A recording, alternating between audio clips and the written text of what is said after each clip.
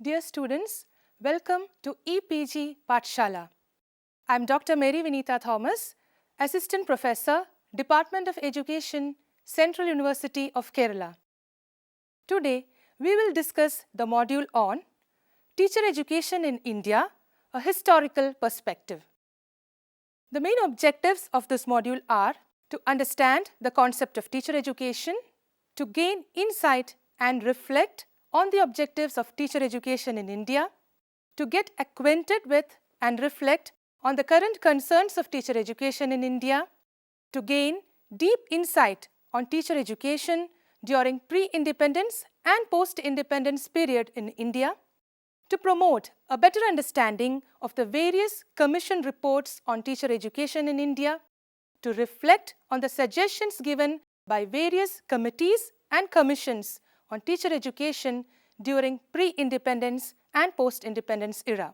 So first, let us have a look at the concept of teacher education. Teacher education refers to the policies and procedures designed to equip prospective teachers with the knowledge, attitudes, behaviors, and skills they require to perform their tasks effectively in the classroom, school, and wider community. The National Council for Teacher Education has defined teacher education as a program of education, research, and training of persons to teach from pre-primary to higher education level. Although ideally it should be conceived of and organized as a seamless continuum, teacher education is often divided into three stages. The first one, which is very familiar to all of us, the pre-service stage, the initial teacher training course before entering the classroom as a fully responsible teacher. For example, we have the B.Ed, the M.Ed courses. The next stage is the induction, the process of providing training and support during the first few years of teaching or the first year in a particular school. When a teacher enters into the teaching profession as a fresher, it is not just that she goes and teaches in a class. She needs to feel comfortable with the school, the work climate, with the administration, management, etc. So she needs a kind of mentoring there, and that is provided by induction. The third stage is in-service, that is teacher development or continuing professional development process for practicing teachers. Because once when a teacher enters into the school and she feels that, okay, pre-service is done, now I am a teacher and I need to learn more. But that is a wrong notion, because once we become a teacher, that is when we need to learn more and continuously update ourselves. So in-service programs helps for that. Teacher education is a program that is related to the development of teacher proficiency and competence that will enable and empower the teacher to meet the requirements of the profession and face the challenges. Teacher education encompasses teaching skills, sound pedagogical theory, and professional skills. Now let us see some of the main objectives of teacher education as given by the National Council Framework for Teacher Education. To prepare teachers to care for children, enjoy to be with them, seek knowledge, own responsibility towards society, and work to build a better world, develop sensitivity to the problems of the learners, commitment to justice, and zeal for social reconstruction. The next one, help teachers to view learners as active participants in their own learning and not as mere recipients of knowledge. They need to encourage their capacity to construct knowledge and ensure that learning shifts away from rote methods. Learning is to be viewed as a search for meaning out of personal experiences and knowledge generation as a continuously evolving process of reflective learning. Next is engage theory along with field experiences to help trainees to view knowledge not as external to the learner, but as something that is actively constructed during learning. Teacher education should integrate academic knowledge and professional learning into a meaningful whole. To train in organizing learner-centered activity-based participatory learning experiences like play, projects, discussion, dialogue, observation, visits, integrating academic learning with productive work. Then, to engage teachers with the curriculum, syllabi, and textbooks to critically examine them rather than taking them as given and accepted without question. To provide opportunity to student teachers for reflection and independent study without packing the training schedule with teacher-directed activities alone. To engage teachers with children in real contexts rather than teach them about children through theories alone. It should help them understand the psychosocial attributes and needs of learners, their special abilities and characteristics, their preferred mode of cognition, motivation, and learning resulting from home and community socialization. To develop social sensitivity and consciousness and finer human sensibilities. Next, to broaden the curriculum, both school and teacher education curriculum, to include different traditions of knowledge. Educate teachers to connect school knowledge with community knowledge and life outside the school, which is very important. To help teachers appreciate the potential of hands-on experience as a pedagogic medium, both inside as well as outside the classroom, and work as integral to the process of education. To teach trainees to reconceptualize citizenship education in terms of human rights and approaches of critical pedagogy, emphasize environment and its protection, living in harmony with oneself and with natural and social environment, promote peace, democratic way of life, constitutional values of equality, justice, liberty, fraternity, and secularism, and caring values. Provide due place for the evaluation of attitudes, values, dispositions, habits, and hobbies, in addition to the conceptual and pedagogical aspects through appropriate quantitative as well as qualitative parameters. So now, dear students, let us see some of the current concerns of teacher education as mentioned by NCF 2005. The first concern they have expressed is, experiences in the practice of teacher education indicate that knowledge is treated as given, embedded in the curriculum and accepted without question. There is no engagement with the curriculum.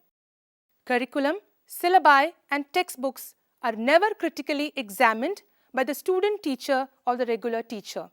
The next, language proficiency of the teacher needs to be enhanced, but existing programs do not recognize the centrality of language in the curriculum. Teacher education programs are providing little scope for student teachers to reflect on their own experiences. And also, disciplinary knowledge is viewed as independent of professional training in pedagogy. Repeated practice in the teaching of a specified number of isolated lessons is considered a sufficient condition for professional development, which exactly is not.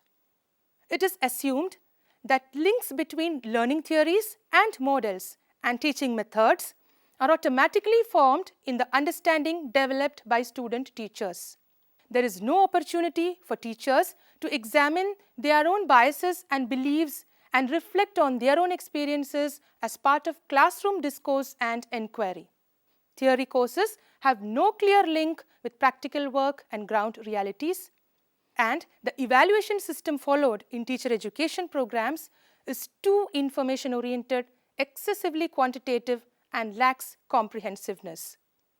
Apart from conceptual and pedagogical aspects, existing programs need to develop certain attitudes, dispositions, habits, and interests in a teacher. The present evaluation protocol has no place for evaluating these aspects. The following are a few recommendations given by Justice Verma Commission 2012 for strengthening teacher education in India. They have addressed the concerns which we have mentioned just above. The first one is, government should increase its investment for establishing teacher education institutions and increase institutional capacity of teacher preparation. To bring in a transparent procedure of pre-entry testing of candidates for pre-service teacher education programs, keeping in view the variation in local conditions. The duration of teacher education should be increased and it should be made a part of higher education. New teacher education institutions can be located in multi- and interdisciplinary environment. The current teacher education programs needs to be redesigned based on the recommendations of the NCFTE 2009.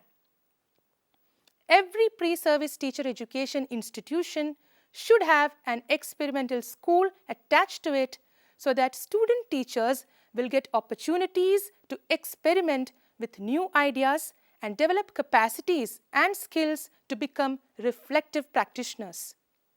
There is a need to establish a national level academic body for continual reflection and analysis of teacher education programs, their norms and standards, development of reading material, and faculty development of teacher educators. Distance learning programs and use of blended learning materials may be developed and used for continuing professional development of school teachers and teacher educators. Faculty development programs for teacher educators should be institutionalized. Creation of an inter-university center in teacher education for enhancing investment in promotion of research in teacher education and education in general in the universities. So these were the recommendations given by Justice Verma Commission. Now, let us discuss in brief the historical perspectives of teacher education in India. First, moving on to the pre-independence era. The Vedic education. In the Vedic India, the teacher enjoyed a special status and position. According to the Rig Veda, a teacher was selected and then educated or trained effectively. The teacher must have passed through the recognized curriculum and have fulfilled all the duties of a brahmachari before he was allowed to become a teacher. There was an intimate relationship between the teacher and the disciple. The teacher had the freedom to accept a disciple, but once he accepted a disciple, it became his moral duty to see that the disciple grew. Similarly, a disciple or student had the freedom to choose his teacher, which is a very wonderful option. And knowledge was transmitted orally, and explanation was one of the important methods of teaching. The next, Buddhist education. Buddhist education was mainly religious, and the aim was to gain salvation, that is nirvana. Like Vedic education, it was training for moral character rather than psychological development of the students. Much emphasis was laid on efficiency of teachers. The teacher must have spent 10 years as a monk and have purity of character. He must have a high mental order, and the teacher must give his disciple all possible intellectual and spiritual help and guidance. The relations between teacher and student were like father and son. The teacher was regarded as spiritual father or intellectual father of the student. Education was imparted through monasteries and viharas. The teacher and the disciples lived together, and verbal education was given importance, followed by debates, discussions, conferences, and tours. Next, we will see the medieval period. In the Muslim period also, the teacher was respected as during the Brahminic or Buddhist period. There was intimate relationship between the teacher and the pupil, although the practice of living with the teacher was not as common with the Muslim as it was in the case of Brahminic and Buddhist period. Primary education was imparted in maktabs and secondary and higher education in madrasas. Social status of a teacher was high and they were considered men of character. The number of students with the teacher was limited, and so the teacher paid individual attention to each student. The teacher would also take the help of senior and advanced students to teach the younger or the junior even if he did not have many students to teach. The method of teaching was mainly oral. Cramming and memorizing was also prevalent. Now, dear students, coming to the reports of various commissions and committees. The first one, the Woods Dispatch of 1854. It discussed the great deficiency in the facilities for teachers' training in India and called for the establishment of training schools and classes for masters in each presidency of India. It suggested training of primary school teachers in normal schools and recommended sufficient salary for school teachers in order to bring better quality teachers to school service.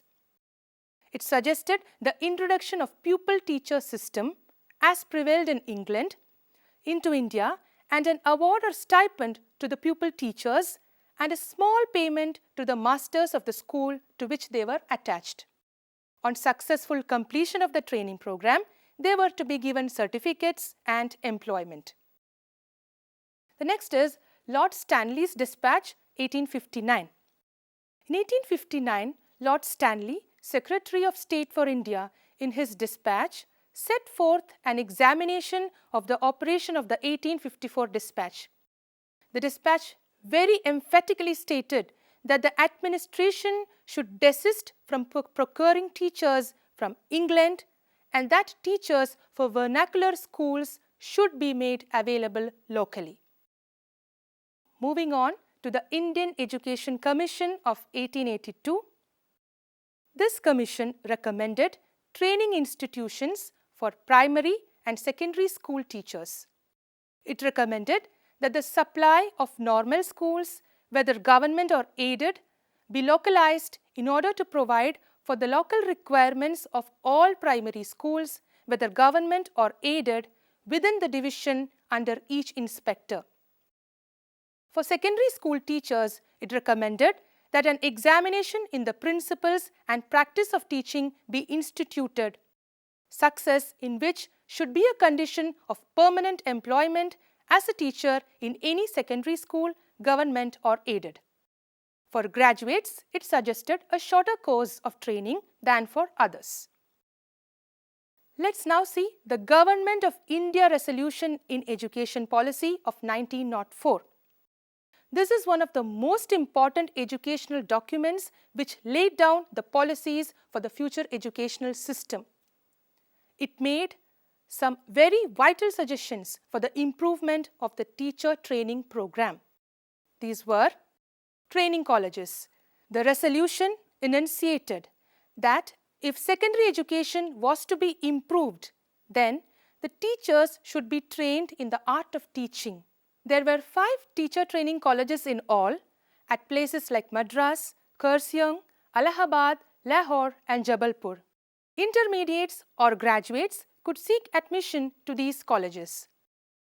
The general principles upon which the training institutions were to be developed were to enlist more men of ability and experience in the work of higher training, to equip the training colleges well, to make the duration of the training program 2 years and for graduates 1 year. The course would comprise knowledge of the principles which underlie the art of teaching and some degree of technical skill in the practice of the art. The course would culminate in a university degree or diploma. There should be a close link between theory and practice teaching schools should be attached to each college. These schools should be fully equipped with well-trained teachers whose examples the students should emulate. They should have a good library and museum. There should be a close link between the training colleges and the school so that the students do not neglect the methods learnt in the college. The students should be occasionally brought together again and the inspecting staff and the training college authorities should try that the influence of the college is felt in the schools. Training schools. The resolution recommended opening of more training schools, particularly in Bengal. The normal schools were mostly boarding schools where students with vernacular education came for training and were given stipends. They received general education, combined with the instruction in the methods of teaching and practice in teaching. The resolution recommended a minimum course of 2 years. It mentioned courses of training specially suited for teachers of rural areas. Thus, it can be observed that the recommendations and suggestions of the resolution were of far-reaching importance. Some of the suggestions of the resolution were not implemented and several recommendations were implemented. Some changes took place in the field of teacher training. Universities instituted the BT degree for graduate teachers. Rethinking on the syllabus improvements in facilities, etc. were the outcomes of the resolution. The next is the Government of India Resolution on Education Policy 1913. The second resolution on educational policy pinpointed the weaknesses of the system and suggested many useful measures with regard to improvement of primary education. The resolution suggested that teachers should be drawn from the class of the boys whom they will teach, and they should have passed the middle vernacular examination and undergone a year's training. It suggested periodical repetition and improvement courses for teachers. The resolution emphasized that no teacher should be allowed to teach without a certificate, and there should be a constant exchange of ideas amongst the training college staff members, and that they should visit different colleges. Coming on to Calcutta University Commission of 1917. This commission, known as the Sadler Commission, studied all aspects of the university education and presented its voluminous report in 1919. It also touched upon the teacher education program and made some valuable recommendations. It pointed out that the painful inadequacy of training institutions and the poor quality of training provided in them. It suggested that the training program should not only make the trainee a competent classroom teacher, but also a good administrator. The Commission suggested opening of postgraduate departments of education in universities, equip each department with a professor, a reader, and a number of assistants, and institute a postgraduate degree in education. It recommended the introduction of education as an optional subject at the graduation and postgraduate level. The next is the Hartog Committee Report of 1929. Working on the recommendations of the Sadler Commission, 13 out of 18 universities set up faculties of education. The Lady Irwin College was set up in New Delhi. Andhra University started a new degree, the B.Ed, in 1932. Bombay launched a postgraduate degree, the M.Ed, in 1936. Some other important changes in the field of education also took place in the 30s. The Central Advisory Board of Education was revived. Basic education was started by Mahatma Gandhi in 1937, leading to training of teachers for basic schools. In 1938, a basic training college was set up at Allahabad, and the Vidya-mitra training school was started at Wardha in 1938. The Abbott-Wood Report. Now, this report, submitted in 1937, is again a landmark in the field of education. It primarily analyzed the position of vocational education, but also made valuable suggestions about teacher education.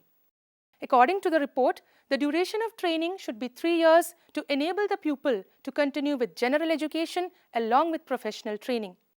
It further suggested a refresher course for the teacher so that he could get a wider experience. Although there was improvement in the percentage of trained teachers from 56.8% in 1937 to 61.3% in 1942, yet there was much still to be done for achieving qualitative improvement. In 1941, there were 612 normal schools, out of which 376 were for men and 236 for women. These schools provided 1 or 2 years training. There were 25 training colleges for graduates, which were inadequate to meet the needs of the time. In 1941, the Vidya Bhavan Teachers College was started in Rajasthan and the Tilak College of Education in Pune. Bombay took the lead in starting a doctorate degree in education the same year. Next is the Sargent Report of 1944. In 1944, the Central Advisory Board of Education presented a scheme of education post-war educational development in India, popularly known as the Surgeon Plan. The scheme was a broad-based educational plan. It made some practical suggestions for teachers' training program. It recommended that suitable boys and girls should be inducted into the teaching profession after high school. Practical training should be provided, refresher courses be planned, and research facilities be provided. It suggested a 2-year course for pre-primary and junior basic schools and a 3-year course for the senior basic schools.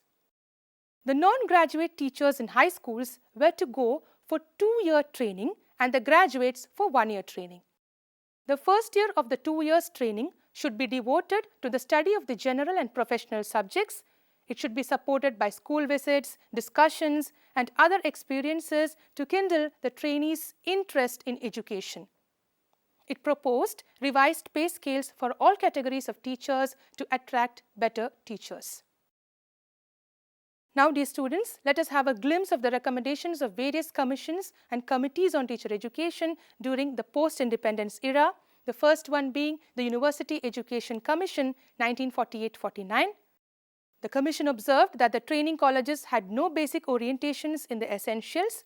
For improvement of teacher training, it suggested that the teacher educators must look at the whole course from a different angle, that the theory and practice should support each other, that the intelligent following of rule of thumb methods should be made, trainees be recruited from people having a first-hand experience of school teaching, that courses in the theory of education must be flexible and adaptable to local circumstances, that original work by professors and lecturers in education should not suffer from isolation and lack of inter-university planning. The Secondary Education Commission, one of the most important events of the planned decade, was the report of the Secondary Education Commission. It analyzed the problems of teachers and the training program in great depth. It emphasized that the most important factor in educational reconstruction is the teacher, his personal qualities, his educational qualifications, his professional training, and the place he occupies in the school as well as in the community. So, the Commission made recommendation on all these aspects and found 3 types of teacher training institutions: the primary teacher training, the secondary teacher training institution, and training colleges. Another important commission is the Kothari Commission of 1964-66. In 1964, an education commission was set up by the Government of India under the chairmanship of Dr. D.S. Kothari to advise on the educational setup. The commission observed that a sound program of professional education for teachers was essential for the qualitative improvement of education. The commission pointed out the weakness of the existing system and suggested ways to improve it. It recommended that isolation of teachers' colleges with the universities, schools, and the teachers' colleges themselves should be removed. It spelled out the ways and means to do so. For qualitative improvement, it recommended subject orientation and introduction of integrated courses of general and professional education. It suggested ways to improve the quality of teacher educators.